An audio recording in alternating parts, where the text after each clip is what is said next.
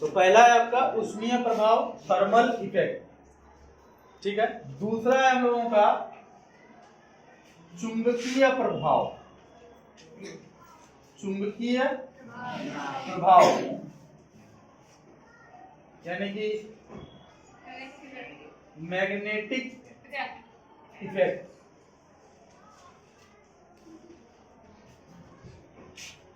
और तीसरा होता है रासायनिक प्रभाव, ठीक है, रासायनिक प्रभाव। और इसका होता है इंग्लिश में अगर लिखोगे तो केमिकल इफेक्ट।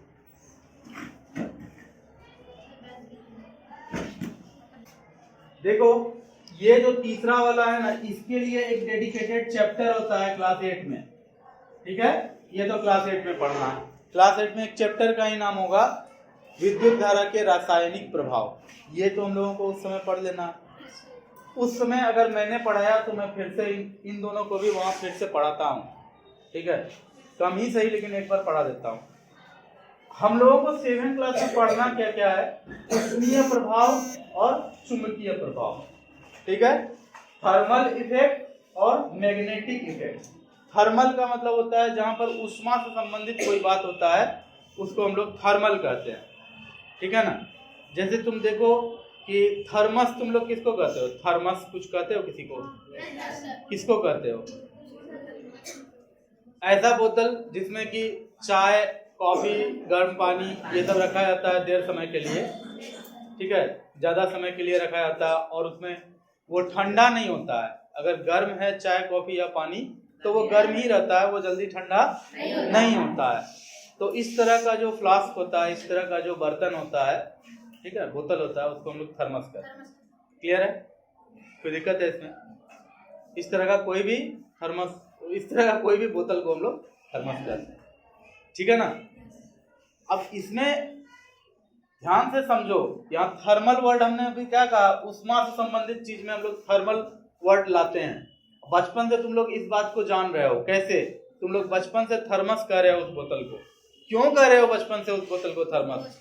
क्योंकि उसमें देखना गर्म चीज गर्म ही रहता है, वो ठंडा नहीं होता है, हाँ, इसीलिए उसको थर्मस बोला जाता है।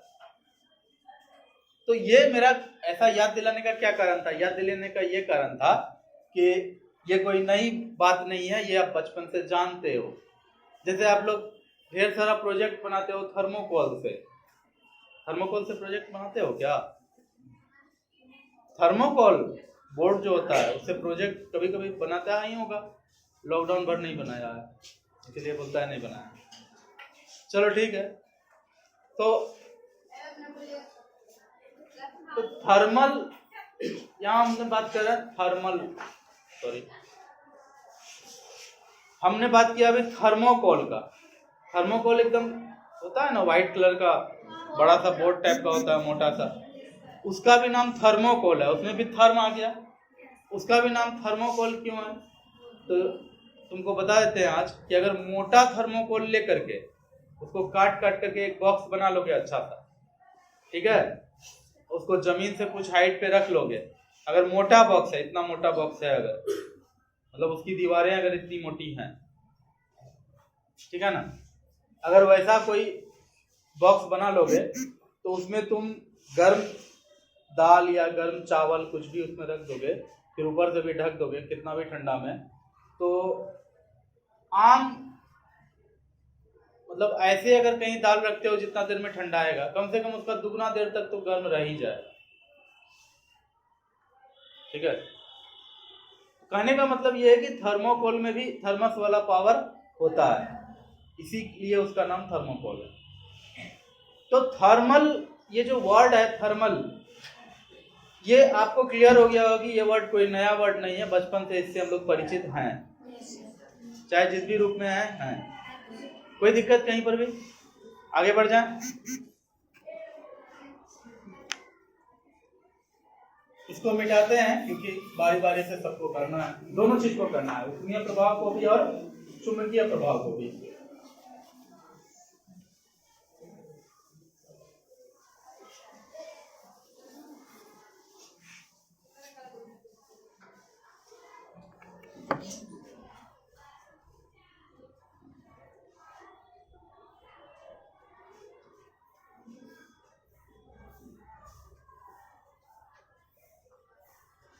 विद्युत धारा का ऊष्मीय प्रभाव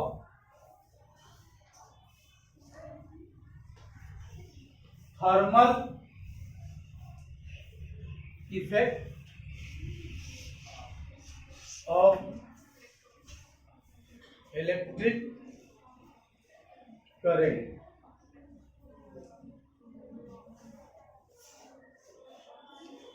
अब इसको समझो ठीक से।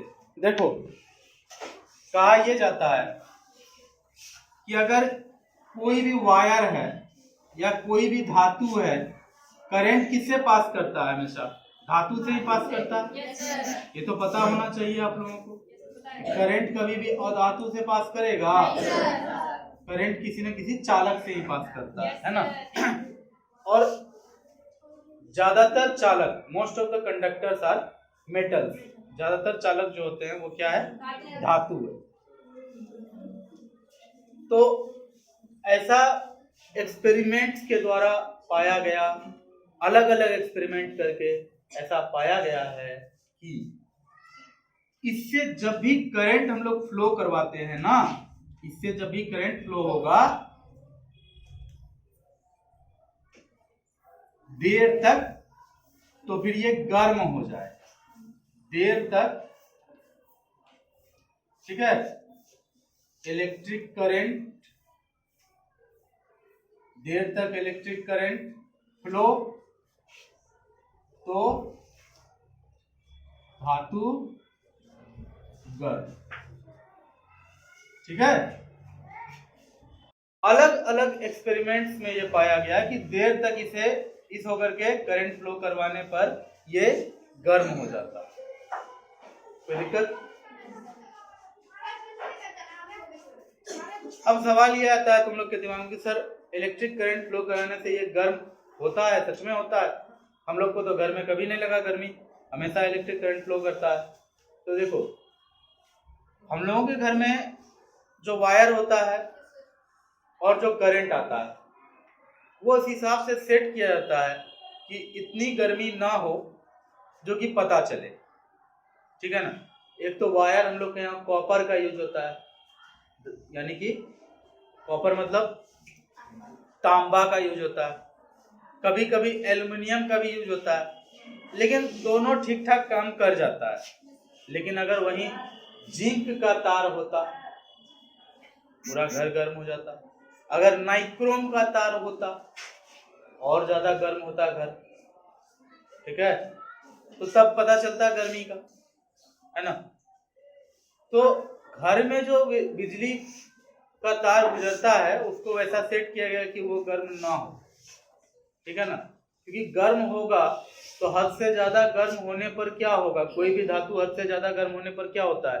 पिघल जाता है, मेल्ट कर जाता है ना। मेल्ट कर जाता है, पिघल जाता है, मेल्ट करके गिर जाएगा। क्या ऐसा चाहते हो? तो उसी तरह से बिजली का जो धारा का मान होता है वो एक लिमिट के अंदर में होता है। बिजली विभाग उतना ही विद्युत धारा आपके घर में सप्लाई करेगा, और आपके घर में यूज करने के लिए जो भी तार बाजार में बिकता है उस तार को भी सरकार कंपनी द्वारा ऐसा बनवाती है जो कि यूज करने में इजी हो। इतनी सारी बातों का ध्यान रखा जाता है। आ रही है बात समझ में? yes, इसलिए आप कभी भी घर के तारों को पिघल के गिरते हुए नहीं देखते, ठीक है। लेकिन हाँ, ऐसा नहीं है कि आपने विद्युत धारा के कारण गर्मी को महसूस नहीं किया है, ऐसा बात नहीं है। आपने कभी वो फिलामेंट वाला बल्ब जलते हुए देखा है? yes, क्या उस बल्ब के जलने के ठीक मतलब बल्ब बहुत देर से जल रहा था, उसको बंद कर दीजिए, उसके बाद उसको छू के देखा है? बहुत ज्यादा गर्म होता है ना। तो यूं ही तो वो गर्म नहीं हुआ है, उस होकर के बिजली विद्युत धारा प्रवाहित हुआ तभी तो वो गर्म हुआ।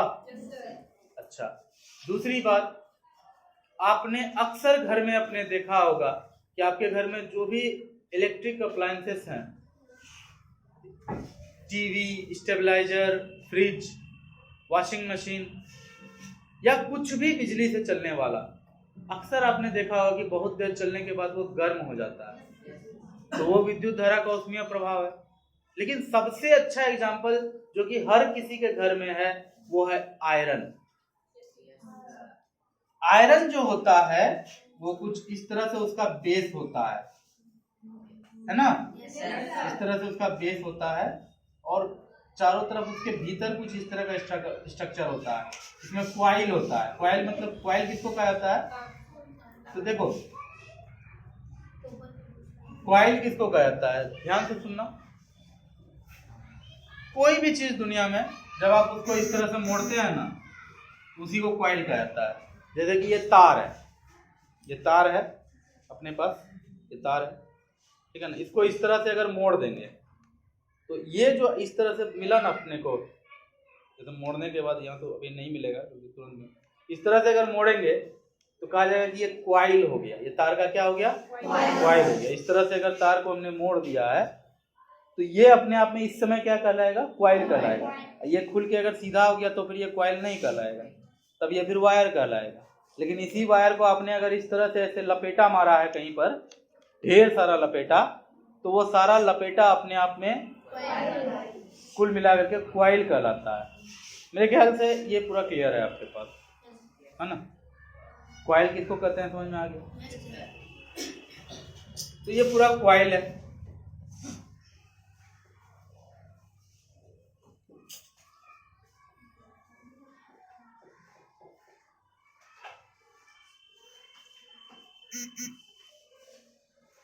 ये क्वाइल जो होता है, चाहे जो भी होता हो, सीधी सी बात है कि बिजली का तार आता है एक यहाँ एक यहाँ, ठीक है।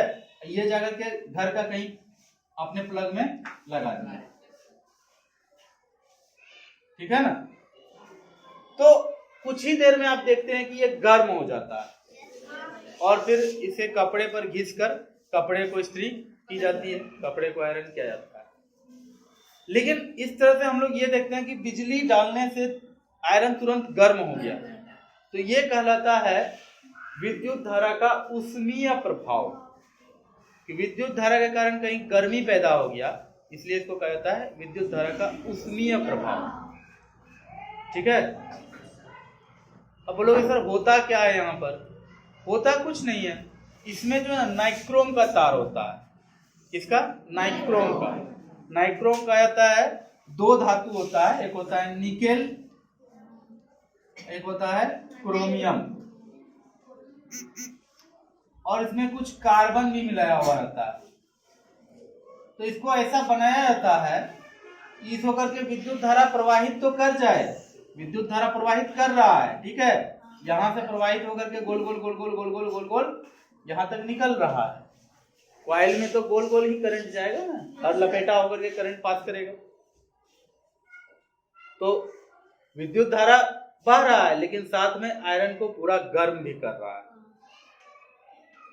क्योंकि नियम ये है कि किसी भी धातु होकर करंट पास होता है तो वो धातु को गर्म कर देता है। और ये जो निकेल और क्रोमियम और कार्बन मिला हुआ जो धातु बनाया गया है नाइक्रोम, इसको क्या कहा जाता है?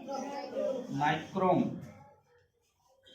ये जो बनाया गया है नाइक्रोम, इसको इस तरह से बनाया गया है इस मिश्र धातु को कि करंट पास होने पर ये पूरा गर्म हो जाए। ये बनाया ही इस तरह से गया है, ठीक है ना, कि इसमें करंट पास होगा तो ये गर्म हो जाएगा। इसलिए आपका आयरन गर्म हो जाता है, कपड़े पर आप कर लेते हैं, कोई दिक्कत है? तो nickel plus chromium plus carbon nichrome, nichrome का वायर आयरन में गया है, इसलिए आयरन आपका गर्म हो गया। यहां तक में कोई दिक्कत है? क्या हो? मत हिलाओ, ठीक है, ध्यान से यहां देखो, ठीक है। अच्छा, दूसरी बात, बल्ब जलते हुए देखो, फिलामेंट वाला बल्ब, हाँ, कुछ इस तरह का होता है। इसमें जो ये फिलामेंट होता है ना, ये देख करके लगता होगा कि कोई मकड़ा का जाल कहीं से नोच करके लाया, बीच में लगा दिया है ना, लेकिन ये मकड़ा का जाल नहीं होता है। आप अगर ठीक से इसको देखेंगे तो जानते हैं ये कैसा होता है, अगर अच्छे से देखा जाए तो।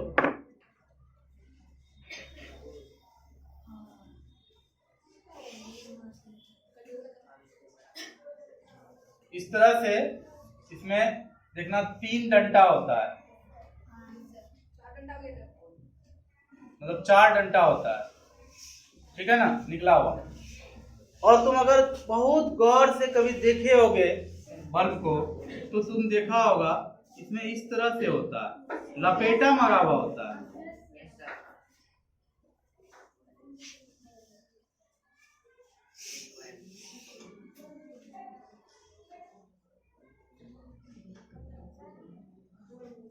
इस तरह से लपेटा मार मार करके लगा हुआ होता है, ठीक है।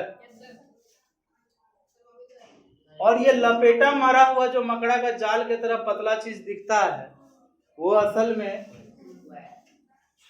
में देखो कि क्या है, बल्ब यहाँ है और फ्यूज बल्ब है, तो उसको उतार करके देखोगे तो दिखेगा। इवन अगर ये टूट करके गिर गया होगा तो और अच्छे से दिखेगा कि वो सिंगल वायर नहीं है जो यहाँ से यहाँ कनेक्ट हुआ है, वो बहुत लपेटा मारा हुआ है और बहुत पतला है, ठीक है, बहुत पतला है। तो याद रखना ये जो इस तरह से ये क्या बन गया, जहां भी कहीं लपेटा लगा ना उसको कहा जाता है क्वाइल। लपेटा कहीं भी लगा उसको क्या कहा जाता है, क्वाइल। तो ये जो आपका क्वाइल है यहाँ से लेके यहाँ तक बीच में कुछ और भी है कनेक्टिंग जॉट, ये बना हुआ होता है एक धातु का, उस धातु का नाम है टंगस्टन।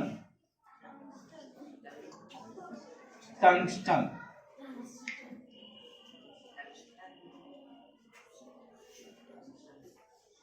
टंगस्टन ये जो मतलब समझ में आई बात, फर्स्ट से लेकर लास्ट तक जो कनेक्टेड है ये टंगस्टन धातु का बना हुआ था। दूसरा किसी भी धातु से फिलामेंट नहीं बन सकता है अभी मॉडर्न डेट में।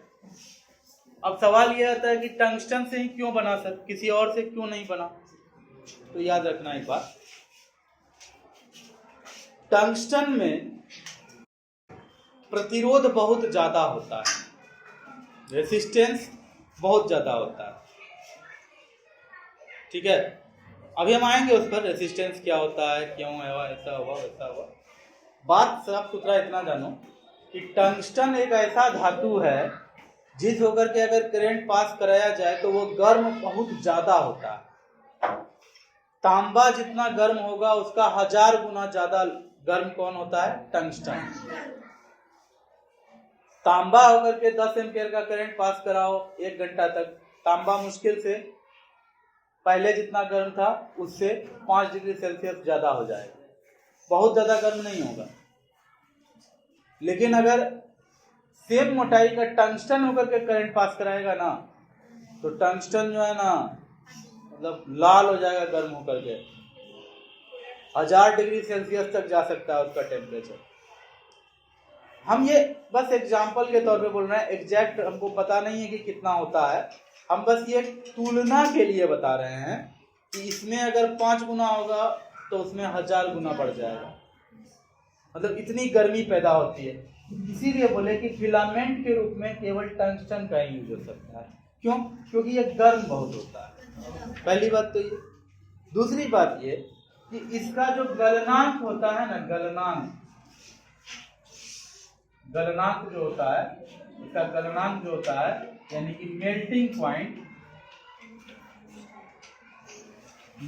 पॉइंट गलनांक, ये बहुत हाई होता है, बहुत उच्च होता है। देखो सिंपल सा बात समझो, मोम को देखो, मोम को आग का भट्टी में दे देंगे फिर भी मोमबत्ती ही रहेगा, पिघलेगा नहीं। तो आग का भट्टी तो दूर की बात है, माचिस का तिल्ली भी जला करके उसके पास रखते हैं तो वो पिघल के फिर जलने लगता है। लोहा का अगर कोई रड है उसको भी माचिस का तिल्ली जला करके रखते हैं तो मोम की तरह गिरता है। लेकिन अगर उसको भट्टी में दिया जाएगा तो लास्ट में वो गिरने लगेगा। इसका मतलब ये हुआ कि मोम का जो गलने वाला पॉइंट है, गलनांक यानी मेल्टिंग वाला पॉइंट जो है वो बहुत कम है। मोम 50 से 60 डिग्री सेल्सियस पर गलने लगता है। मोम 50 से 60 डिग्री सेल्सियस पर गलने लगता है, लेकिन लोहा को गलने के लिए 3000 4000 जो भी हो, मतलब देखो हमको एग्जैक्ट अभी याद नहीं कि कितना होता है उसका गलना, तो हम यही कह रहे हैं कि हजारों में होता है उसका। 40-50 तो बहुत कम हुआ।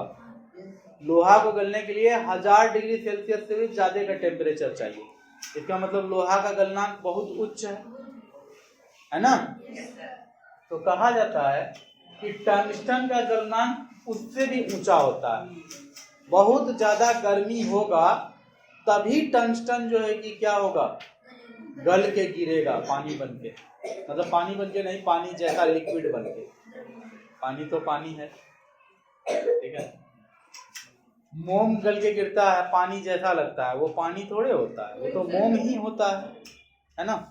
तो वही कहा मैंने कि लोहा को एक अच्छा खासा टेम्परेचर मिल जाए तो वो पानी जैसा गल के गिरने लगेगा।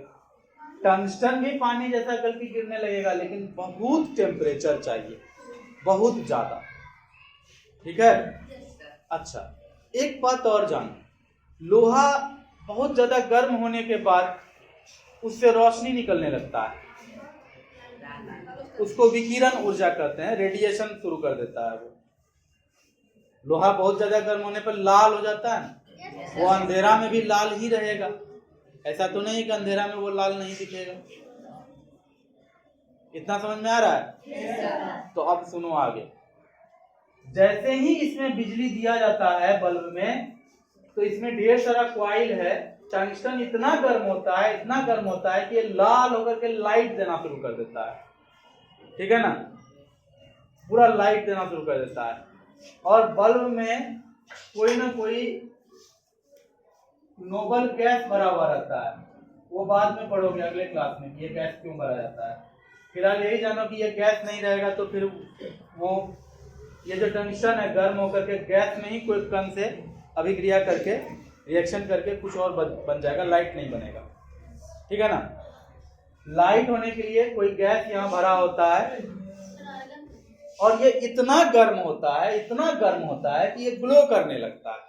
जैसे कि लोहा गर्म होने पर लाल लाल ग्लो होने लगता है, वैसे ही टंगस्टन भी ग्लो करने लगता है। इतना ग्लो करता है कि पूरा रूम में लाइट हो जाता है। वो धातु ही ऐसा है, जैसे लोहा ग्लो करता है तो लाल लाल खाली दिखता है कि कुछ उससे लाइट निकल रहा है, उसका लाइट से कुछ दिख नहीं सकता, ठीक है ना। लेकिन टंगस्टन ऐसा मटेरियल है, ऐसा धातु है ये, कि इसके ग्लो से पूरे रूम में लाइट हो जाता है। हालांकि इसमें गैस का भी योगदान है, ठीक है ना। अभी फिलहाल मेन बात तो यही है कि टंगस्टन गर्माया, इतना गर्म हुआ कि ये ग्लो करने लगा और लाइट आ गया। और बोलेगा तुम भी सर टंगस्टन क्यों यूज किए, लोहा क्यों नहीं यूज किए, कोई और चीज क्यों नहीं यूज किए। देखो और चीज यूज कर सकते थे, लेकिन वो गर्म होकर के पिघल के गिर जाता। टंगस्टन इतना ज्यादा उसका गलनांक है, इतना ज्यादा मेल्टिंग पॉइंट है, वो कभी गल के गिरेगा ही नहीं।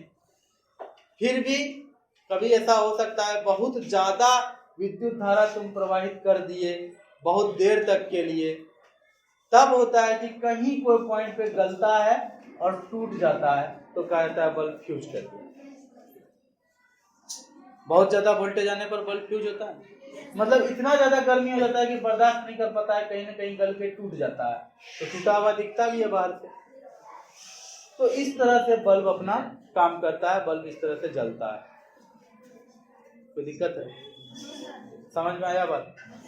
ये गुब्बारा नहीं है, बल्ब है, ये तो समझ में आ गया होगा कम से कम।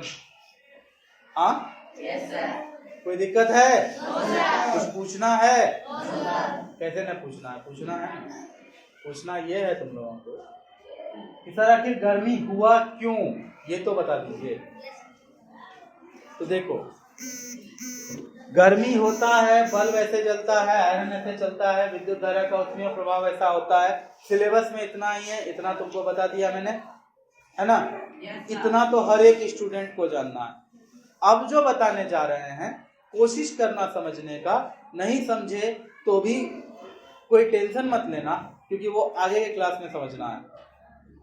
टाइम है मौका है, और काल करे सो आज कर, आज करे सो अब, इसलिए अभी हम कुछ और बताने जा रहे हैं। तो दिमाग का हर एक पर्दा खोल लो और समझने का कोशिश करो। समझे तो भी ठीक, नहीं समझे तो भी ठीक।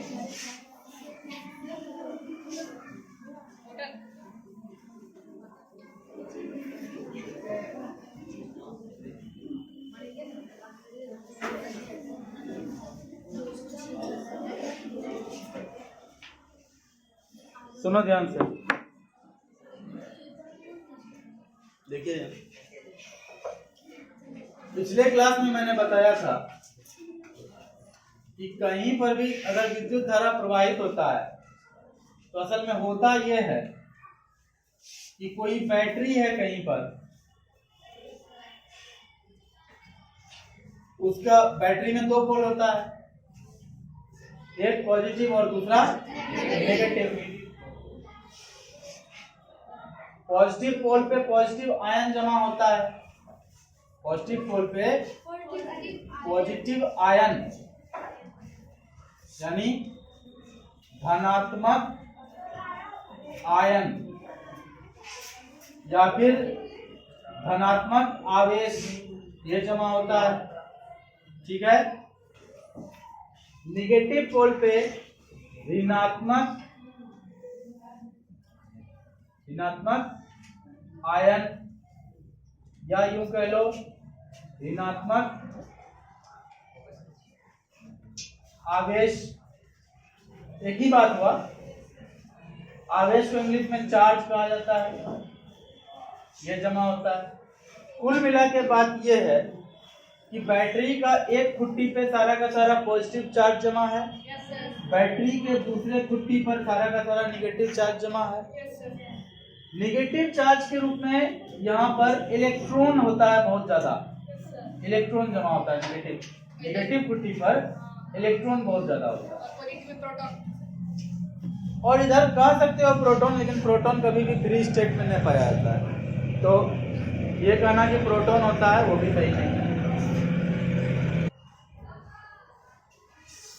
हाँ, तो यहाँ पर इलेक्ट्रॉन जमा होता है और यहाँ पर प्रोटॉन जमा होता है, मतलब पॉजिटिव चार्ज जमा होता है। विद्युत धारा जो कहीं भी बहता है, कुल मिला के क्या होता है सुन लो। होता बहुत कुछ है, तुम्हारे एज और क्लास के अनुसार हम तुमको पचने योग्य कुछ बताते हैं, इतना बताते हैं जो पचे आराम से, है ना। तो होता ये है कि इलेक्ट्रॉन यहाँ से चाहता है कि हम किसी तरह यहाँ चले जाएं, प्रोटॉन के पास, पॉजिटिव आयन के पास। पॉजिटिव आयन चाहता है कि इलेक्ट्रॉन हमारे पास आ जाए, ये नहीं जा सकता है इधर, क्योंकि ये भारी होता है, ये चल नहीं सकता। इलेक्ट्रॉन बहुत हल्का होता है, प्रोटॉन से 1000 गुना हल्का, पॉजिटिव आयन से 1000 गुना हल्का होता है इलेक्ट्रॉन। तो ये इसको तीव्र इच्छा होता है कि कहीं से इलेक्ट्रॉन आ जाए मेरे पास, एकदम तीव्र इच्छा, पागल रहता है उसके लिए, ठीक है ना। जैसे तुम अगर कभी खो जाओ तो तुम्हारी माँ तुम्हारे लिए कैसे पागल है, एकदम खो करके खोजती है पूरे, कभी देखे हो? तो समझ लो वही हाल इसका है। ये प्रोटॉन है, बहुत भारी है बेचारा, ये उतना ही पागल है इलेक्ट्रॉन के लिए जितना पागल आपकी माँ आपके लिए है कि जल्दी से आ जाए। ये इलेक्ट्रॉन भी कहीं समझ लो मेला में खो गया था, अब ये प्रोटॉन यानी पॉजिटिव आयन के पास जाने के लिए पूरा पागल है, जल्दी कि कोई भी रास्ता मिले हम चले जाएं। अगर एक छोटा सा बच्चा है, वो अगर खो गया है, अगर माँ को देख लिया कि छत पर है, बाई चांस वो बहुत देर तक माँ को नहीं देखा है, खोजते खोजते वो छत पे चला गया, छत से वो नीचे अपनी माँ को देखा, 50% चांस है कि वो छत से ही कहीं कूद न जाए, 50% चांस है। अगर बहुत ज्यादा परेशान हो गया माँ को खोजते हुए, हो सकता है कि वो वहीं से कूद जाए। तो तुम बोलोगे सर बैटरी के अंदर ही तो है, ये यहाँ जाना चाहता है, ये चाहता है कि ये मिल जाए, तो क्यों नहीं ये यहाँ से चले जाता है? तो याद रखना, बैटरी के भीतर एक अनकहा, एक अदृश्य कह लो, अनसीन, समझ लो कि एक दीवार है जिसको पार करना इतना आसान नहीं है, ठीक है। पार करने के लिए बहुत समय चाहिए, 2 दिन 3 दिन 4 दिन 5 दिन महीना भर साल भर लगेगा तब जाकर ये इधर जा पाएगा। यही कारण है कि बैटरी कितना भी अच्छा था चार्ज करके रख दो, साल भर अगर चार्ज नहीं किया, यूज नहीं किया हो तो साल भर के बाद वो बैटरी डिस्चार्ज हो जाता है, उसको फिर से चार्ज करना पड़ता है, इवन डीप चार्ज करना पड़ता है ना। तो करंट यहाँ पर जितना भी चार्ज है वो इधर जा सकता था, लेकिन ऐसी दीवार है जिसको पार करने में बहुत समय लगेगा। और साथ साथ यह भी जानो कि इस तरह से जो आपने धातु का तार यहाँ से लेकर के यहाँ तक जोड़ दिया है, इस तार होकर के वो प्रकाश के वेग से यहाँ जा सकता है। अब तुम सोचो, एक बच्चा मेला में बिछड़ गया है, मां से हो गया है, और उस बच्चे को कहीं पर कोई रास्ता है जिस रास्ता होकर के जाने में 3 साल लगेगा मां से मिलने में, और कोई एक रास्ता है कि बस मुश्किल से 5 मिनट के अंदर मां से मिल सकता है, वो कौन सा रास्ता चुनेगा? 5 मिनट वाला, भले ही उसमें उसको जो कठिनाई उठाना पड़े, है ना। अगर माँ पहाड़ पर है, बच्चा नीचे है, पहाड़ मतलब थोड़ा हाइट पर है, टीला पर है, बच्चा नीचे है, तो घूम करके टोटल रास्ता तो नहीं ना तय करेगा, घूम घूम करके तो नहीं जाएगा, वो डायरेक्ट चढ़ने का कोशिश करेगा माँ को देख करके, भले ही उसमें उसको कितना भी चोट आए, खरोच आए, लेकिन माँ को देखने के बाद तो बच्चा उसी तरह से दौड़ता है ना। उसी तरह का हाल यहाँ पर है, इलेक्ट्रॉन को यहाँ पर रास्ता मिल जाता है इसके पास जाने का, ठीक है। धातु में वो बात होती है, धातु के परमाणुओं में, धातु में जो कण होता है उसमें वो बात होती है कि उस हो करके ये इलेक्ट्रॉन आराम से इधर से चलते हुए इधर आ सकता है।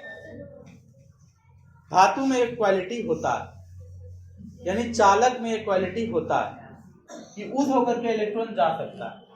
कुचालक में ये क्वालिटी नहीं होता है, लकड़ी या प्लास्टिक में ऐसा क्वालिटी नहीं होता है। ऐसा क्वालिटी किसमें होता है?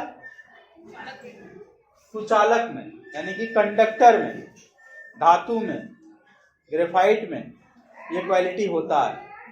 तो इलेक्ट्रॉन को जैसे ही ये रास्ता दिखता है ना, जैसे है रास्ता जाने का, और इस रास्ता होते हुए किस स्पीड से जाता है समझ लो इसको। आप बटन दाबते हैं, स्विच दाबते हैं, बल्ब जलने में कितना समय लगता है? 5 मिनट, 1 सेकंड लग जाता है। कभी घड़ी देखना तो 1 सेकंड भी नहीं लग पाता है, उससे भी कम में बल्ब जल जाता है। उतना स्पीड से यहाँ इलेक्ट्रॉन को जाने का रास्ता उपलब्ध है, ठीक है। ठीक वही समय एक और रास्ता है जिस होकर के 2-3 साल में जाएगा। कौन सा रास्ता चुनेगा इलेक्ट्रॉन? 1 सेकंड से कम में वो पहुंच जाए यहाँ तक, तो इलेक्ट्रॉन वही रास्ता चुनता है, ठीक है। और वो रास्ता चुनता है तो वो इसी स्पीड में इधर से चलता है, समझ आ रही है बात? लेकिन इधर से चलने के दौरान, जब ये इधर से चल रहा होता है, इलेक्ट्रॉन इधर से इधर जा रहा होता है, इसी को कहते हैं हम लोग विद्युत धारा। क्या कहते हैं? विद्युत धारा। आवेश के प्रवाह को विद्युत धारा कहते हैं। तो आवेश यही है, ऋणात्मक आवेश, और ये बैटरी के एक छोर से निकल के दूसरे छोर तक जा रहा है, इसी धातु होकर के। इसी पूरे क्रिया को हम लोग, पूरे बहाव को हम लोग क्या कहते हैं? विद्युत धारा। इसी पूरे प्रवाह को क्या कहते हैं? विद्युत धारा। लेकिन एक बात हमेशा याद रखना कि जब इलेक्ट्रॉन इस तरह से जाता है तो रास्ते में उसको धातु के भीतर जो ढेर सारा परमाणु है धातु का, ढेर सारा अणु है धातु का, उससे उसको टकराना पड़ता है, उससे उसको घिसना पड़ता है, उससे वो घिसता है, बार बार घिसता है। तो अब तुम ही बताओ कि 2 हाथों को जब हम लोग इस तरह से घिसते हैं तो हाथ गर्म होता है? बिल्कुल उसी तरह का बात यहाँ भी होता है। इलेक्ट्रॉन जो बार बार घिसता है तो यहाँ पर उष्मा पैदा होता है, और यही कारण है कि कहीं भी करंट फ्लो होता है किसी भी वायर होकर के, तो वो वायर क्या होता है? गर्म हो जाता है, क्योंकि घिसने पर हमेशा गर्मी पैदा होता है। आपका साइकिल भी चलता है, बहुत देर साइकिल चलने के बाद आप टायर को छूना, टायर गर्म रहता है, बहुत देर साइकिल चलने के बाद आप जो पैडल मार रहे हैं, पैडल जो धुरी जहां पर है, एक्सिस जहां पर है पैडल का, उसको आप छूना, वो भी गर्म रहता है। क्यों गर्म होता है? किसी ने माचिस चलाकर गर्म किया क्या? नहीं। वो गर्म क्यों हुआ है? घिसने के कारण। वो सड़क से बहुत ज्यादा घिस गया है, इसलिए गर्म हुआ। माचिस का तिल्ली भी आप घिसते हैं तो गर्म होकर जलता है। उसी तरह से यहाँ जो ऋणात्मक आवेश निकला और निकल करके फिर इस तरफ आकर के धनात्मक आवेश में गिरा, ये जो पूरा प्रक्रिया हुआ, इसमें ये बहुत जगह घिसा, बार बार घिसा, इसी कारण से इसमें गर्मी पैदा हुआ। यही कारण है कि कोई भी धातु होकर के करंट पास होता है तो धातु गर्म हो जाता है। ठीक है? अब बोलोगे सर ठीक है, धातु गर्म हो जाता है, सारी बात समझ में आई, सब बात समझ गए। अब आप ये भी बता दीजिए ना लगे हाथों कि बार बार आप कॉइल क्यों बना रहे थे? बल्ब में भी देखे कि इस तरह का कॉइल बना हुआ था, है ना? आयरन में भी देखे इस तरह का कॉइल बना हुआ था। कभी कोई स्टेबलाइजर खोलते हैं तो उसमें भी देखते हैं तार का लपेटा लगा हुआ है ढेर सारा। एक सिंगल तार क्यों नहीं जाता है? इतना लपेटा लगा करके क्यों ले जाया जाता है तार को? इसका सिंपल आंसर है, तार की लंबाई जितनी अधिक होगी, तार जितना ज्यादा लंबा होगा, घर्षण उतना ज्यादा होगा इलेक्ट्रॉन का।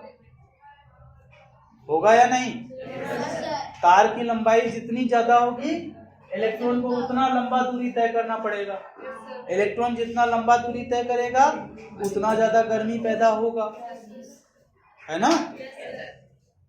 इसीलिए कम ही जगह में ज्यादा से ज्यादा तार कैसे रखेंगे, तो इसीलिए उसको लच्छा लगा दिया जाता है। जैसे कि घर का वायरिंग के लिए तार लाते हैं, 100 मीटर तार अगर लाना है तो 100 मीटर तार कैसे लाते हो? एक छोर एक आदमी पकड़ता है, दूसरा छोर 100 मीटर पे दूसरा आदमी पकड़ेगा, तब फिर तार लेके आएगा। ऐसे लाते हो? कैसे लाते हो? मोड़ करके लच्छा बना के लाते हो ना। उसी तरह से अगर मान लो बल्ब में हमको इतना लंबा तार देते तब कुछ गर्मी पैदा होता, उतना लंबा तार को हमको 2 फिलामेंट के बीच में ही हटा देना है। ठीक है? तो क्या करेंगे? इसी तार को लेकर लपेटा मारेंगे, इस तरह से लच्छा बना करके इसके बीच में लगा दिए, हो गया। कोई दिक्कत? आयरन में भी जितना तार चाहिए गर्म होने के लिए आयरन को, अगर सारा का सारा तार सीधा रखते तो पता चलता कि यहाँ शुरू करते 50 मीटर के बाद वो तार खत्म होता। तो इतना लंबा आयरन लेकर के तो कपड़ा पे आयरन नहीं होता, तो उसी को फिर क्या किया? मोड़ करके कॉइल बना दिया और उसको सेट कर दिया छोटा सा आयरन में।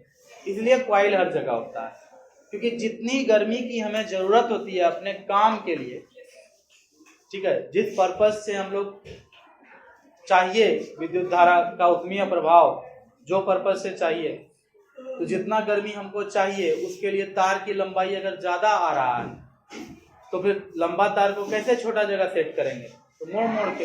इसलिए अधिकतर जगह तुम देखते हो क्वाइल लगा हुआ। नाइक्रोम का भी क्वाइल है आयरन में, टंगस्टन का भी क्वाइल है बल्ब में। इस तरह से आपका विद्युत का जितना भी अप्लायंसेस है वो सब काम करता है। आई बात समझ में?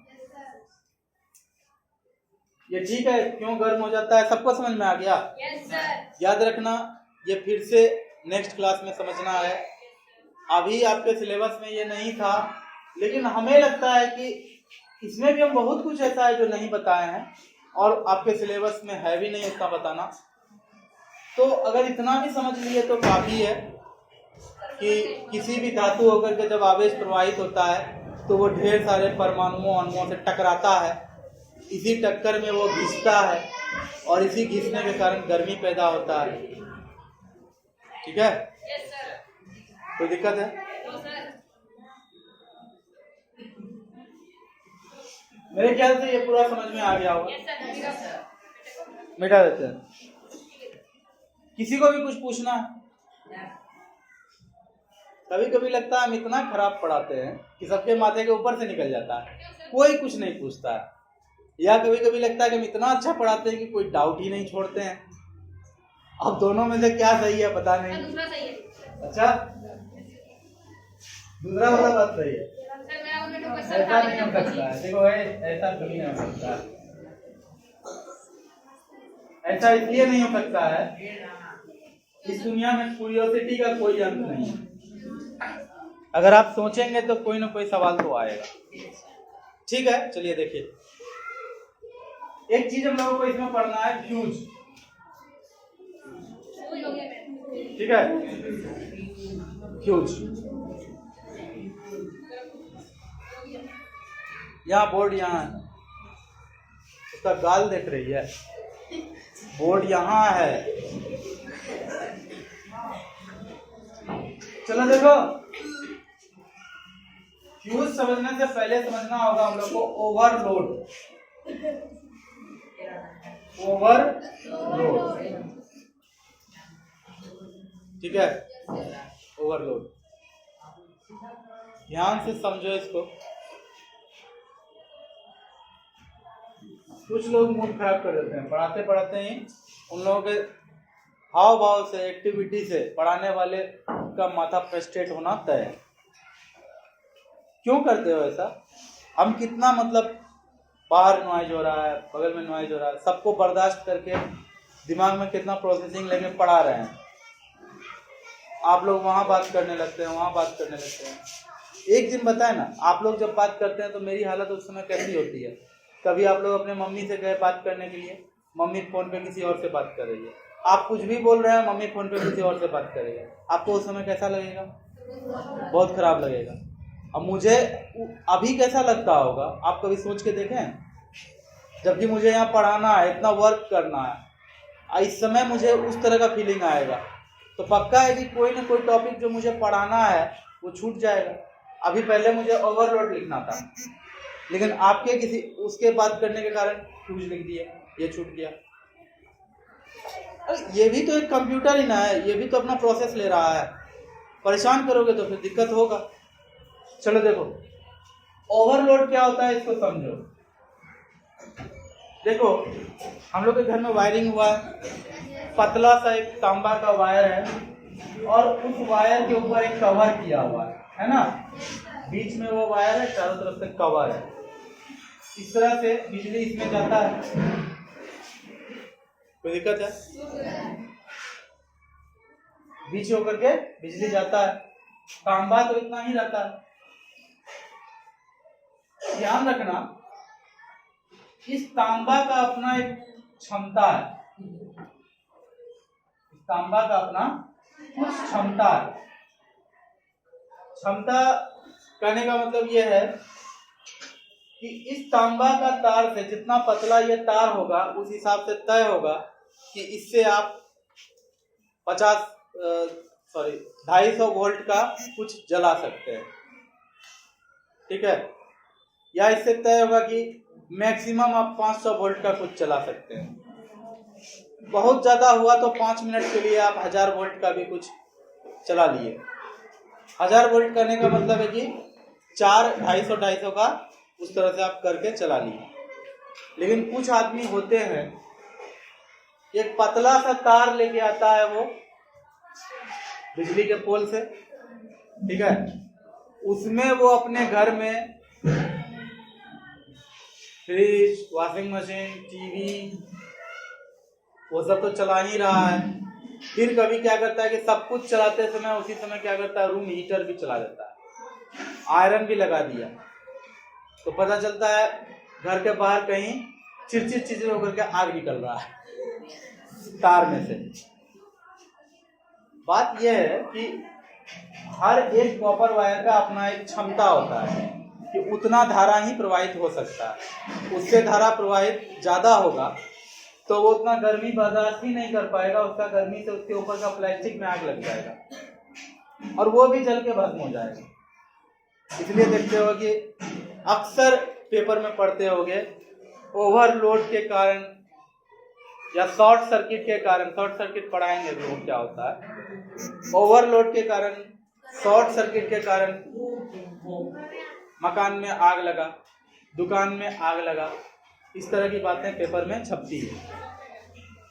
ठीक है, हाँ, कुछ लोग घर का वायरिंग ठीक लेकर आते हैं, घर का वायरिंग करा दिए हैं। अब उसमें से घर का वायरिंग में भी क्या होता है, हर बोर्ड से अलग अलग मोटाई का तार अलग अलग काम से निकलता है। अब आयरन के लिए जहां पर प्लग देना है, सॉकेट देना है, तो वो तार मोटा होता है, 6 एम्पियर वाला तार होता है। बल्ब के लिए तार ले जाना है, एलईडी बल्ब जलाने के पर्पज से, तो 2 एम्पियर 3 एम्पियर का तार जाता है, पतला सा, ठीक है ना। मोटर लगाना है, मोटा तार रहेगा। हीटर लगाना है, मोटा तार रहेगा, ठीक है। कुकर लगाना है, इलेक्ट्रिक कुकर, तो भी मोटा तार रहता है। यानी जहां पर भी ज्यादा बिजली का काम है वहां मोटा तार रहता है। अब कोई पतला तार में ही गीजर चला दे या रूम हीटर चला दे, वो पतला तार उतना करंट को बर्दाश्त ही नहीं कर पाएगा, और क्या होगा, वो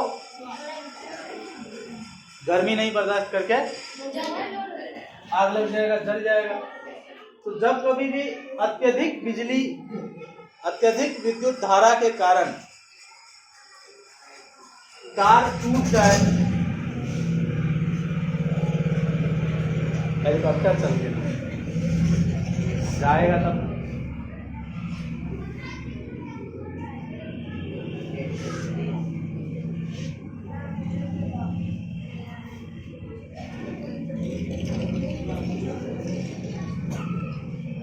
चलिए देखिए, अत्यधिक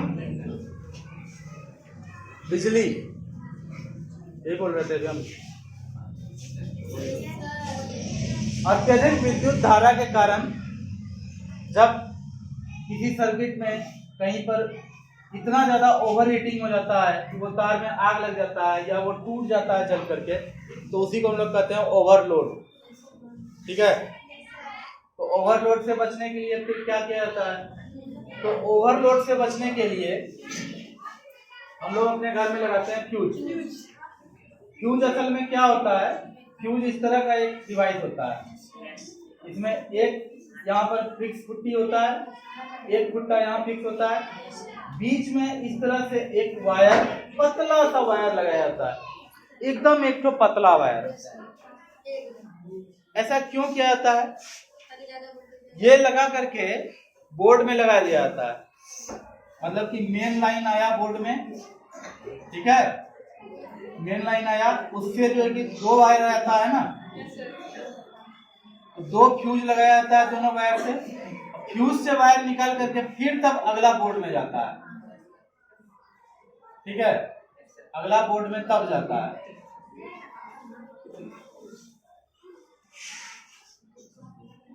आई बात समझ में?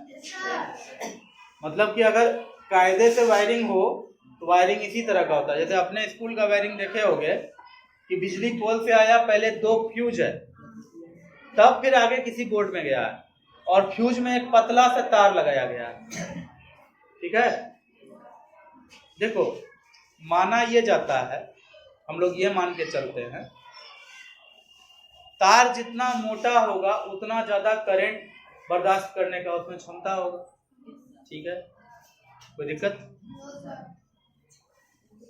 बिजली आया है पोल से और इस होकर के अंदर गया है, हो सकता है बिजली पोल से ही बहुत ज्यादा आए, या हो सकता है आपने कुछ ऐसा डिवाइस लगा दिया, एक ही साथ 10 ठो मोटर चला दिया, 5 ठो हीटर चला दिया, तो विद्युत धारा का प्रभाव बहुत ज्यादा बढ़ जाएगा, तो उसमें भी इस पर प्रभाव पड़ेगा। तो अगर आप कभी भी बहुत ज्यादा सामान लगाते हैं अपने घर में जो कि बहुत ज्यादा लोड उठाता है, तो कहीं पर भी ओवरलोड के कारण आग लग सकता है। ओवरलोड तो कहीं भी हो सकता है ना, तो दिक्कत है, ओवरलोड कहीं भी हो सकता है। लेकिन आप बुद्धिमान थे, आपने क्या किया, पहले से ही आपने फ्यूज लगा दिया, ठीक है, ये है फ्यूज, इसमें तार का एक रेशा आपने लगाया, एक रेशा आपने यहां से लेकर के यहां तक लगा दिया। सुनो ध्यान से, लॉजिक ये है, यहाँ तर्क ये है, होता क्या है सुन लो। ये तार जो फ्यूज से निकला, ये तो बहुत मोटा तार है, ये तो पक्का है कि फ्यूज में जो एक रेशा है तार का, इससे ज्यादा लोड उठाने का क्षमता इसमें है। इसका मतलब कभी भी लोड पड़ेगा, कभी भी कोई दिक्कत आएगा, तो वो दिक्कत किस पर आने वाला है, सबसे पहले जहाँ एक रेशा गुजरा है, क्योंकि एकदम पतला है। अगर लोड पड़ेगा तो इसी पर सबसे ज्यादा लोड पड़ेगा।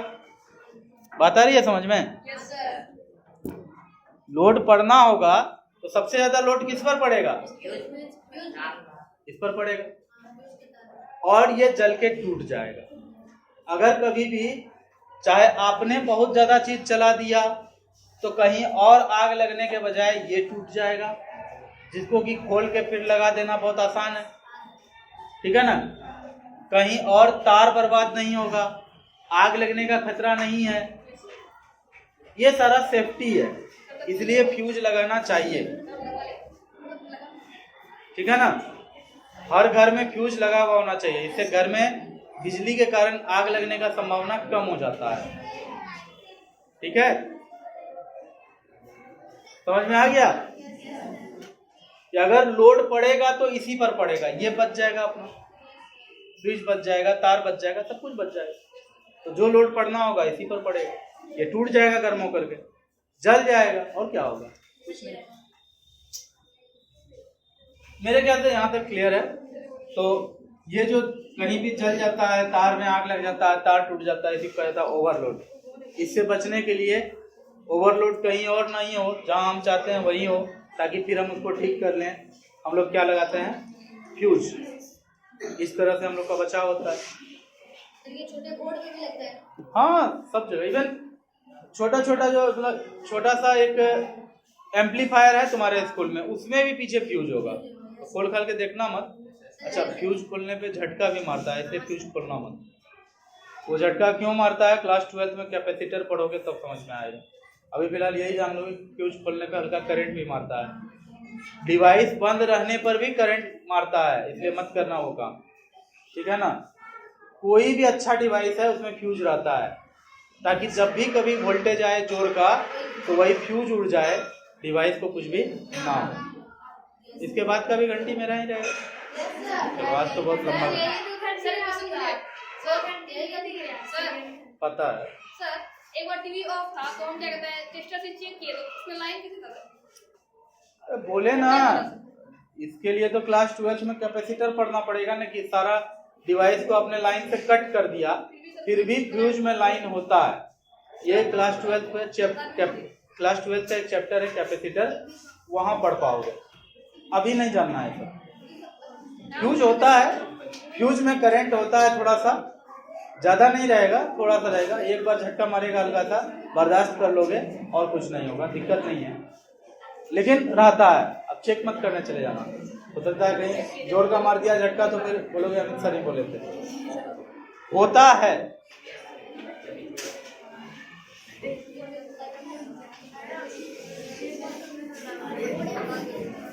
चलिए शांत हो जाइए।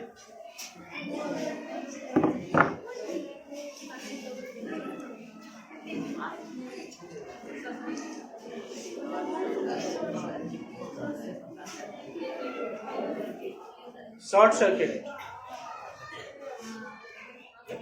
लघु पतन, ठीक है ना। ये क्या होता है सुन लो, अरे वो ध्यान से सुनो। कभी भी कोई बैटरी अगर हो तुम्हारे पास, उस बैटरी में अगर आपने एक वायर निकाला एक प्लस से और ले जा करके डायरेक्ट उस वायर को जैसे ही आपने माइनस से सटाया, जोर का चिंगारी निकलता है। हाँ, जोर का चिंगारी निकलता है इस जगह से। क्यों निकलता है जोर का चिंगारी? यहाँ जितना भी इलेक्ट्रॉन था, इसको आना था, इस पॉजिटिव आयन सबके पास पूरा ताकत से आना था, रास्ता मिल गया। होता क्या है कि इतना ना तेज घर्षण होता है ना, इतना तेज घर्षण होता है ना, इतना तेज घिसता है इस जगह पर कि चिंगारी निकल जाता है। अगर तार हल्का सा भी कमजोर रहा तो वहीं पर आग लग जाएगा।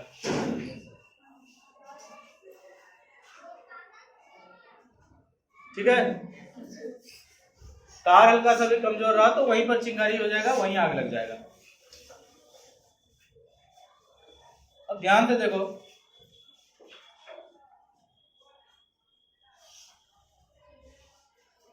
फिर बोलोगे सर इसी टाइम क्यों हुआ, डायरेक्ट वायर ले करके इधर सटाए तो चिंगारी मारा, हमेशा क्यों नहीं मारता है? तो देखो हमेशा इसलिए नहीं मारता है क्योंकि यहाँ पर तार के द्वारा आपने डायरेक्ट इलेक्ट्रॉन को दूसरे जगह जाने का रास्ता दे दिया।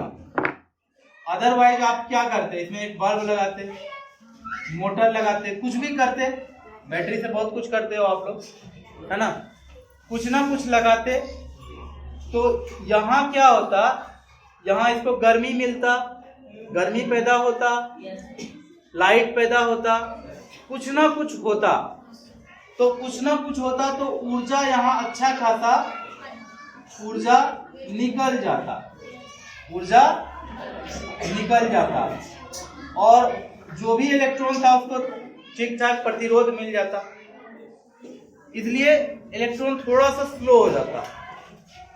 स्लो ना भी होता तो प्रतिरोध बढ़ जाने के कारण इलेक्ट्रॉन उतना ज्यादा जाकर नहीं टकराता है इससे, जितना कि अभी मतलब जितना कि बिना बल्ब का टकराता है।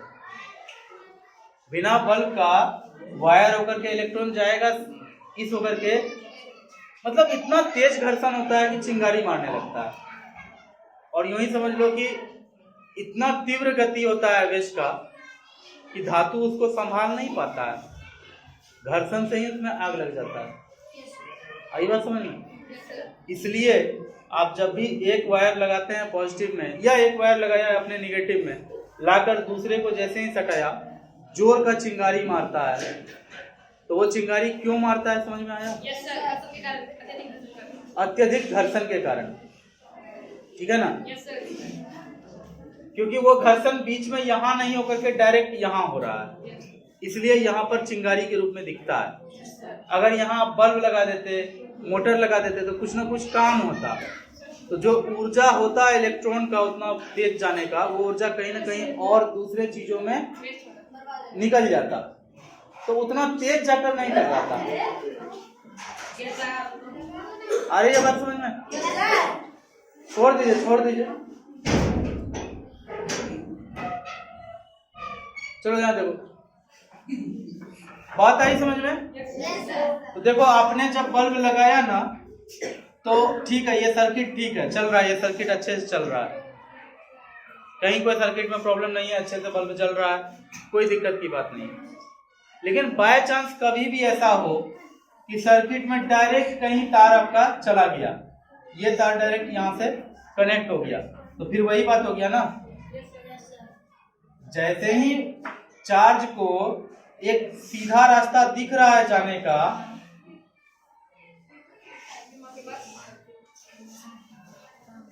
यहाँ ये सीधा रास्ता है, भले ही लंबा है, लेकिन कहीं भी बल्ब या घर्षण वाला कोई चीज नहीं है, प्रतिरोध नहीं है, तो चार्ज अब इस होके नहीं जाएगा, चार्ज अब इस होके जाएगा और जा करके आग लगा देगा। क्यों? अत्यधिक घर्षण के कारण, ठीक है? क्योंकि बीच में बल्ब या आयरन या कुछ भी लगा हुआ है, तो वो इलेक्ट्रॉन का गति को थोड़ा सा धीमा करता है, उसका ऊर्जा प्रकाश के रूप में, उष्मा के रूप में उत्सर्जित कर देता है, तो बहुत ही आराम से वो दूसरे तरफ जाता है, ठीक है ना?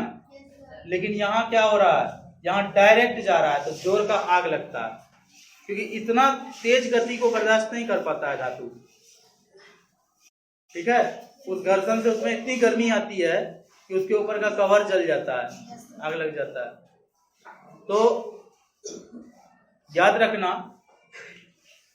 कहीं भी बिजली का बोर्ड है, ठीक है, कहीं भी बिजली का बोर्ड है, आपने इससे वायर निकाला, ला करके यहाँ बल्ब में लगाया, होल्डर लगाया, बल्ब टांग दिया, बल्ब जल रहा है ना? लेकिन किसी कारण से ऐसा हो कि बल्ब से पहले ही ये वायर इससे सट जाए, तो जोर का आग लगेगा यहाँ, इसी को कहा जाता है शॉर्ट सर्किट। अब जरूरी नहीं है कि तीसरा तार आएगा तब लगेगा यहाँ, सटने का ये तरीका भी होता है, एक वायर इस तरह से आया है, इस तरह से आया है, यहीं पर कहीं कुछ हुआ, कवर छिलाया, तार में तार सट गया, आग लग जाएगा।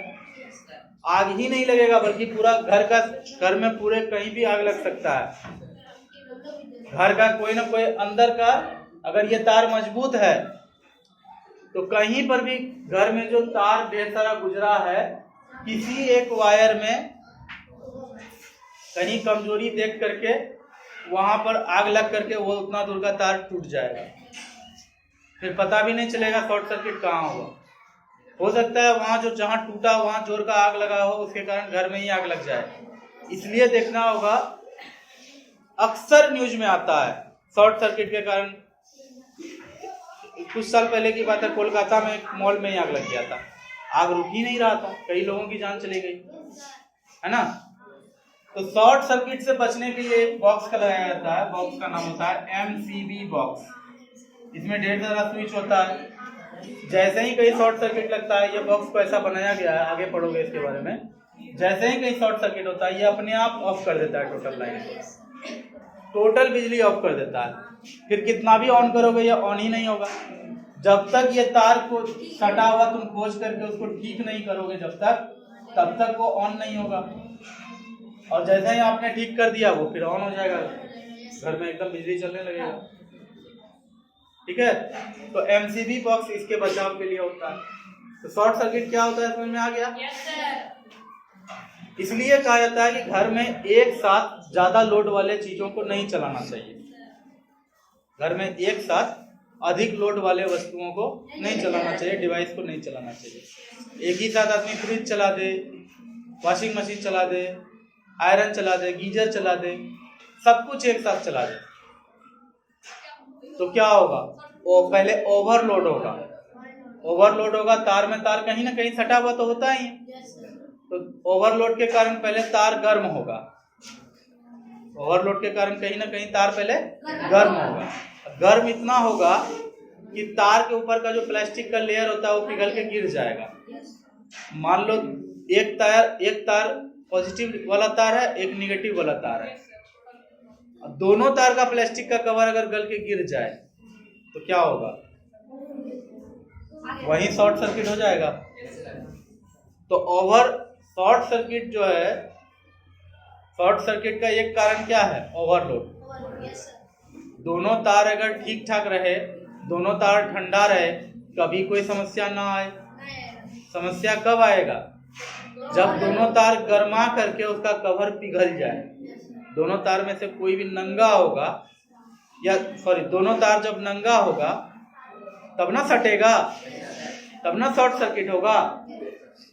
आई बात समझ में? और नंगा कब होगा? जब ओवरलोड के कारण, उसमें गर्मी के कारण उसका प्लास्टिक पिघल के गिर जाएगा। इसलिए ओवरलोड से बचना चाहिए। अगर आपको फ्रिज चलाना है फुल फ्रीजर करके तो बाकी चीजों को बंद करना होगा। आयरन चलाना है तो देख लो कोई भारी चीज, मोटर तो नहीं चल रहा है घर में। इसलिए हमेशा इस बात का ध्यान रखना चाहिए। थोड़ा सा सुविधा के कारण मोटर भी चला दिए, फ्रिज भी चला दिए, हीटर भी चला दिए। अब वैसा हालत में ठीक है, आप अपना घर में बहुत अच्छा वायरिंग किए हैं, जो वायर आया है पोल पर से वो तो हो सकता है उसका तो अपना एक क्षमता सीमित हो, वो कहीं टूट जाएगा, फिर बुलाओ मिस्त्री, रहो परेशान। इसलिए आदत सुधारिए, साइंस को जानिए, आदत सुधारिए और सुरक्षित रहिए। तो इन्हीं प्रवचनों के साथ चैप्टर यहीं पर, आज का क्लास यहीं पर कंक्लूड कर दें क्या? नहीं, चुंबकीय प्रभाव बचा हुआ है, चलो वो भी देखो। क्या है ना कि स्लाइड में मेरा आंख पे पड़ता है तो थोड़ा इरिटेट हो जाता है।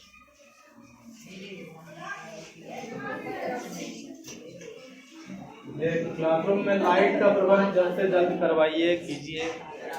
हेड मैम को बोलिए।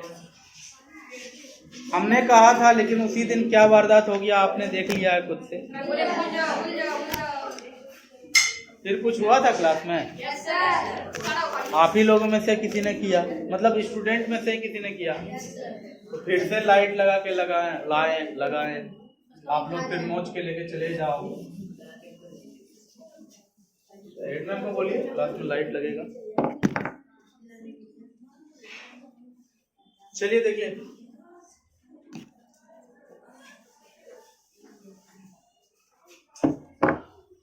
विद्युत धारा का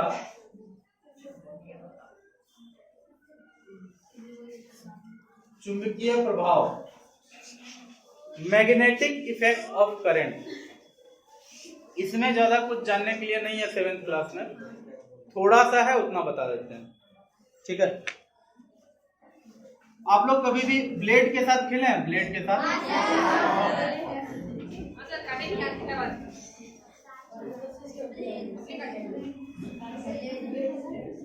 ब्लेड और चुंबक के साथ खेले हैं? ये खेल तो हर कोई खेलता है बचपन में। जैसे ही ब्लेड के पास चुंबक ले आते हैं, ये क्या करता है? ब्लेड को खींचने लगता है अपनी तरफ। कोई भी पत्थर चुंबक है, ये कैसे पता करते हैं? तो उसके पास कोई लोहा का चीज रखते हैं, वो लोहा का चीज को खींच लेता है, तो हम लोग मान के चलते हैं कि वो एक चुंबक है, इसलिए लोहा का चीज को खींच लिया, है ना। इसको भी चुंबक इसीलिए कहते हैं क्योंकि इसने प्लेट को खींच लिया। इसके पास कोई कांटी या पिन रखते हैं, वो भी ये खींच लेता है। कई बार तो हम देखे हैं, या हम भी बचपन में ऐसा करते थे कि इसके बीच में रस्सी लगा करके रस्सी बांध लेते थे और इसको घसीटते हुए सड़क पे चलते थे, और ये सड़क पर ढेर सारा कांटी वाटी को खींच लेता था। कभी कभी ऐसा किस्मत में अच्छा रहता था कि कोई चुंबक का भी टुकड़ा को खींच लेता था, तो 2 चुंबक हो जाता था, है ना। तो ये सब काम देखो, जो हमने किया वो आपने भी किया है ना, सबने किया। और यही तो हम लोगों का प्रैक्टिकल है, ठीक है। वही जो किए वही तो हम लोगों का प्रैक्टिकल है। हम लोगों जितना प्रैक्टिकल कौन करता होगा? साइंटिस्ट भी नहीं करता होगा। चलो देखो, सुनो ध्यान से। चुंबक, ठीक है, चुंबक लोहा को, सुनना है, देखना है, बोर्ड देखो, सुनो। लोहा को क्या करता है? खींचता है। अच्छा, इसी चुंबक में एक चीज और देखा होगा तुम लोग, अगर ध्यान से किया होगा तब कुछ, तो इसी चुंबक में एक और चीज देखा होगा कि एक चुंबक ऐसा है, दूसरा चुंबक अगर इस तरह का है, छोटा है या बड़ा है जैसा भी है, इस तरह का है, इधर भी चिकना है इधर भी चिकना है, दोनों को लाके सटाते हैं तो सटता है, धक्का मारता है ना। अच्छा, ये वाला मैग्नेट से खेले हो तुम लोग? इस तरह का मैग्नेट कैप्सूल जैसा होता है, ऐसा मैग्नेट से खेले हो? इस तरह का मैग्नेट से खेले हो? नहीं खेले हो? ठीक है, हम लेते आएंगे किसी दिन, हाँ, तब तुम लोग को दे देंगे खेलने के लिए, तुम लोग फिर वापस लौटा दोगे।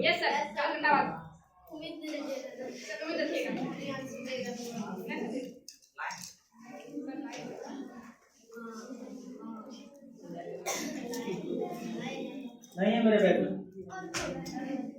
मेरे बैग में एक्चुअली रहता है अक्सर कंपास रहता है, ये तरह का मैग्नेटिक रहता है, अभी नहीं है, ठीक है। तो आप लोगों ने देखा होगा कि ये मैग्नेट इस मैग्नेट को धकेलता है, और फिर कभी कभी मैग्नेट को खींचता भी है ना। खासकर देखना, खुरदुरा भाग को खींचता है, चिकना भाग को धकेलता है। खुरदुरा भाग चिकना भाग से भी खींचा चले जाता है, लेकिन चिकना भाग स्मूथ और स्मूथ एक दूसरे को रिपेल कर देता है। अक्सर ऐसा देखने को मिला है ना। यानी कि चुंबक लोहा को खींचता है, चुंबक को खींचता और धकेलता भी है। बोलो ना जी। Yes sir. चुंबक जो है वो लोहा को तो खींचता है, लेकिन साथ साथ दूसरे चुंबक को भी खींचता है और दूसरे चुंबक को धकेलता भी है। इतना तो क्लियर है? Yes sir. तो ये गुण जो है किसका होता है? चुंबक का होता है। लोहा को खींचना और चुंबक को भी खींचना, और कभी कभी चुंबक को धकेलना भी। कोई दिक्कत नहीं ना? ठीक है, अब देखो, एक वैज्ञानिक हुए थे ओर्स्टेड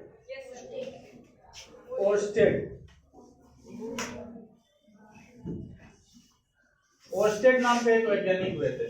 उन्होंने एक प्रयोग किया था। उनका प्रयोग क्या था अभी दिखाते हैं। उन्होंने एक सर्किट बनाया। सर्किट कहने का मतलब बैटरी लगा के कुछ वैसा तार वार जोड़ करके कुछ बनाया। यहाँ पर एक छोटा सा बल्ब लगा दिया, ठीक है, और इस तरह से सर्किट तैयार हो गया उनका। यहाँ पर बैटरी था, ठीक है। तो यहाँ से लाइन देते थे, स्विच यहाँ लगा हुआ था, स्विच ऑन था तो बल्ब यहाँ जलता था। बल्ब को इस सिंबल से दिखाते हैं। बल्ब बना करके भी दिखाया जाता है और ये सिंबल भी डाल देने का मतलब होता है यहाँ बल्ब है, या फिर यहाँ पर मोटर है, डीसी मोटर, या फिर यहाँ कुछ और, मतलब कुछ ना कुछ जो कि जलता है चलता है वो है, बिजली से चलने वाला कुछ है, इसका मतलब होता है कि ये है, ठीक है ना। भौतिकी में इसको प्रतिरोध भी कहा जाता है। कोई भी बिजली से चलने वाला उपकरण अपने आप में प्रतिरोध है, क्योंकि बल्ब में अगर लाइट जला है किसके कारण जला है? प्रतिरोध के कारण जला है। अरे इलेक्ट्रॉन को जो चलने में गतिरोध मिला उसी के कारण ना बल्ब जल पाया। तो इसीलिए कहे प्रतिरोध है। तो उन्होंने ऐसा देखा कि यहाँ पर जब हम लोग एक चुंबक को रखे थे, यहाँ एक चुंबक रख दिया गया। कैसा चुंबक अभी नहीं लाए हम, पता नहीं कैसे घर में भूल गए, मुझे लाना था, घर में मेरे टेबल पर ही रखा हुआ है। इसको कहा जाता है कंपास। एक गोल घड़ी जैसा डायल होता है, उसमें एक सुई जैसा लंबा चुंबक होता है, ठीक है ना। ये इसका ऐसा होता है कि इसमें एक तरफ लाल पेंट किया होता है, एक तरफ ब्लू पेंट किया होता है। लाल हमेशा उत्तर दिशा की तरफ रहता है, असली धरती का जो उत्तर है हमेशा ये उधरे घुमा रहता है, चाहे उसको कितना हिलाओ कुछ भी करो, जैसे छोड़ दोगे वो अपने आप उत्तर की तरफ हो जाएगा। नीचे वाला हमेशा दक्षिण की तरफ, ब्लू वाला हमेशा दक्षिण की तरफ हो जाएगा। मोबाइल में भी होता है ना, गायरोस्कोप करते हो, हल्का तो खोल दो। तो मोबाइल में भी होता है और रियल में जो कंपास होता है उसमें मैग्नेट होता है। तो ऑयस्टेड ने ये देखा कि जैसे ही स्विच ऑन करते हैं ये हिलने लगता था, ठीक है, फिर स्विच ऑफ करते थे ये अपना पहले के जैसा हो जाता था, फिर स्विच ऑन करते थे ये हिल करके इधर उधर भाग जाता था। मतलब जैसे नॉर्मल रहता है वैसे नहीं रहता था, इसको भगा देता था। फिर ऑयस्टेड ने क्या किया कि एक जगह वायर को ही अपने में खूब कॉइल कर दिया, ठीक है ना। इसके बाद पास में एक पिन रखा, लोहे का पिन रखा है। तो उन्होंने देखा कि ये पिन को ये खींच लिया, जैसे यहाँ ऑन किया तो बिजली क्या किया, खींच लिया।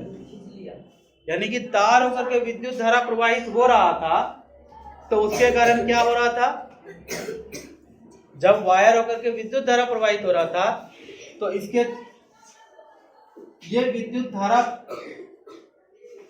युक्त तार, यानी कि ऐसा तार जिससे विद्युत धारा प्रवाहित हो रहा है, ठीक है, जिस वायर होकर के करंट फ्लो कर रहा था, इसमें वही गुण देखा गया जो एक चुंबक में होता है। चुंबक का गुण क्या होता है, लोहा को खींचना, इसने पिन को भी खींच लिया। चुंबक का गुण होता है चुंबक को खींचना और धकेलना, इसने इसे धकेला भी, इसने इसे खींचा भी, दोनों काम किया। कैसे कैसे, मान लो कि इस तरफ से लाइन जा रहा था और इसने इसको खींचा,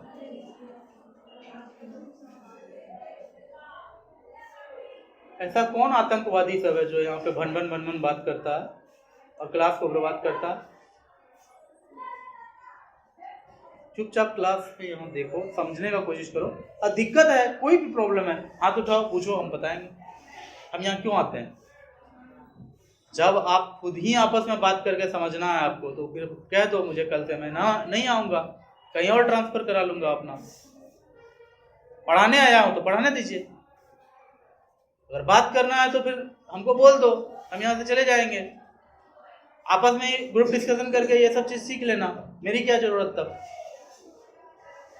नहीं तो चुपचाप देखिए और जहां दिक्कत है पूछिए हमसे, हम बताएंगे, नहीं तो मुंह सी करके रहिए। तो ऐसा है कि जब बैटरी का पॉजिटिव पोल इधर था, निगेटिव पोल इधर था, तो देखा कि इसको इधर धकेला, ये इधर धकेलाया, ठीक है। जैसे ही उन्होंने क्या किया कि बैटरी का निगेटिव पोल इधर कर दिया, पॉजिटिव पोल इधर कर दिया, तो उन्होंने देखा कि ये अब इधर धकेला रहा है। आई बात समझ में? जिस मैग्नेट को ये खींच रहा था वो उसको धकेल रहा है। आई बात समझ में?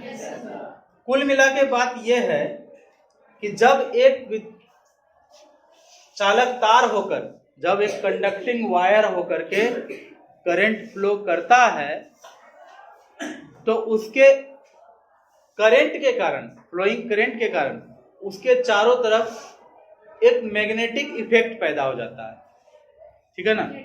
ये तार अपने आप में चुंबकीय गुण दिखा रहा है, इसी को कहा जाता है विद्युत धारा का चुंबकीय प्रभाव। ये जो पूरा घटना हो रहा है इसी को क्या कहते हैं? विद्युत धारा का चुंबकीय प्रभाव।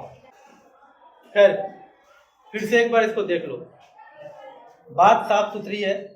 जब भी किसी परिपथ में विद्युत धारा प्रवाहित होता है तो चालक तार के चारों ओर एक चुंबकीय प्रभाव देखने को मिलता है, या फिर यूं कह लो कि चालक तार में चुंबकीय गुण आ जाता है, जिससे वो लोहा को अपनी तरफ खींचता है, कुछ चुंबक को अपनी तरफ खींचता है और कुछ चुंबक को अपने से दूर धकेलता है, ठीक है। विद्युत धारा के इसी प्रभाव को हम लोग विद्युत धारा का चुंबकीय प्रभाव कहते हैं। कोई दिक्कत? यहाँ तक सब समझ में आ गया है?